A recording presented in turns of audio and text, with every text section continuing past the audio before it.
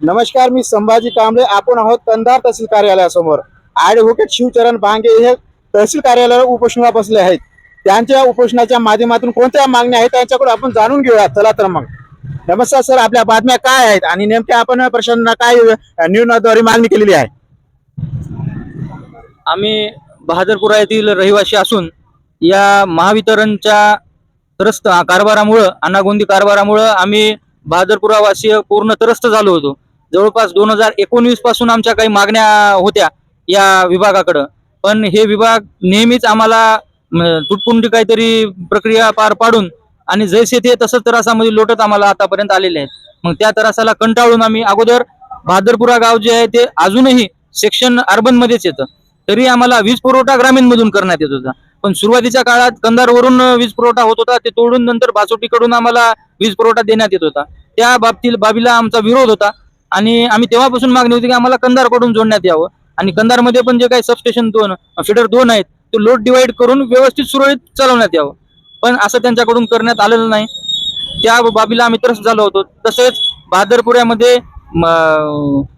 वस्तीवरून घरावरून काही 11 केवीची main line गेलेली आहे.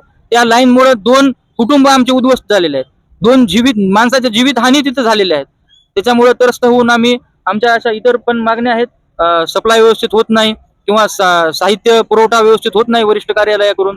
या अशा विविध मागण्यांसाठी सोमवारी आम्ही उपोषणाला बसलेले आहोत. आज आमरण उपोषणाचा 3रा दिवस आहे. प्रशासन आले आणि काही विचारपूस आणि मागण्याविषयी काय सांगितलेलं आहे का? पहिल्या दिवशी पण बसल्यानंतर माननीय उपविभागीय अधिकारी तसंच तहसीलदार साहेबांकडे सोबत आमची बैठकही झाली. महावितरणचे अधिकारी त्या ठिकाणी होते, पण त्या बैठकीमध्ये त्यांचा असा काही ठोस अंमलबजावणी आम्ही काही करू तुमच्या मागण्या संदर्भात असं काही बोलण्यात आलेलं नव्हतं. तरी आम्ही उपोषण कंटिन्यू केलं. दुसऱ्या दिवशी काल पण आमच्या सोबत चर्चा केली त्यांनी आणि आमच्या काही मागण्या ज्या आहेत त्याची अंमलबजावणी खाली करण्याचा प्रयत्न केलाय. तसं वीज जोडणी देखील आम्हाला बहादरपुराला देण्यात आलेली आहे, परंतु त्याबद्दल अजून ठोस आम्ही जे लेखी हमी मागितलेली आहे. आता उपोषणाला बसल्यानंतर ते तात्पुरतं जोडणी करतील, उठून गेल्या पुन्हा तोडतील काही टेक्निकल रिझन सांगून.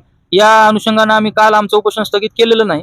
आम्ही जोपर्यंत आम्हाला लेखी आश्वासन हमी आम्हाला मिळणार नाही आमच्या मागण्याबद्दल विस्तृत, तोपर्यंत आम्ही उपोषण सोडणार नाही अशी आमची काल त्यांना भूमिका कळवलेली आहे.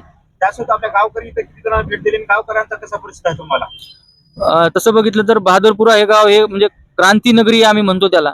क्रांतीचं हे माहेर घर आमचं बहादरपुरा आम्ही समजतो आणि अशा संवेदनशील वेळी संपूर्ण गाव आमच्या पाठीशी, कुणाच्याही पाठीशी, असं जर कोणी पुढाकार घेतला तर ते पाठीशी राहतात अशी मानसिकता आमच्या पूर्ण गावकऱ्याची आहे. आतापर्यंत अनुभव असा आम्हाला आलेला आहे आणि या उपोषणासाठी पण गावातून भरभरून प्रतिसाद आहे. वरिष्ठ मंडळी, सहकारी, तरुण बांधव, महिला मंडळी पण या उपोषणामध्ये आमच्यासोबत सक्रिय सहभागी आहेत, याचा आम्हाला अभिमान आहे.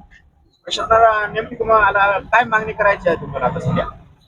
आता या उपोषणाला बसल्यानंतर आता यावेळी मी अशी मागणी करतो की काल जशी चर्चा झाली आमची की या आमच्या मागण्या काही मान्य केल्यात त्यांनी आणि त्याची अंमलबजावणी पण काही मागण्याबद्दल केलेली आहे. त्या प्रलंबित आहेत त्यांचं निरसन करावं आणि काल आमच्या चर्चेप्रमाणे आम्हाला जे लेखी हमी देण्याचं त्यांनी आश्वासन दिलंय, चर्चेप्रमाणे ती हमी तयार करावी, लेखी तयार करावं. एक बोलणं आणि पुढचं दुसरं काहीतरी ड्राफ्ट घेऊन पुढे येतील, तसं जर झालं तर पुन्हा आम्हाला या उपोषणाच्या भूमिकेवर ठाम राहावं लागेल. म्हणून त्यांनी चर्चा झाला तसाच ड्राफ्ट बनवून आणावा अशी आमची अपेक्षा आहे. उपोषणकर्ते ॲडव्होकेट शिवचरण भांगे यांनी नुकतेच आपल्याला स्पष्टपणे सांगितलेले आहे की त्यांच्या काही 10 ठोस मागण्या आहेत. लेखी स्वरूपात दिल्याशिवाय आम्ही प्रशासनाकडून आम्ही उपोषण मागे घेणार नाही असे त्यांनी या ठिकाणी जाहीर केले आहे. कॅमेरामॅनसह संभाजी कांबळे.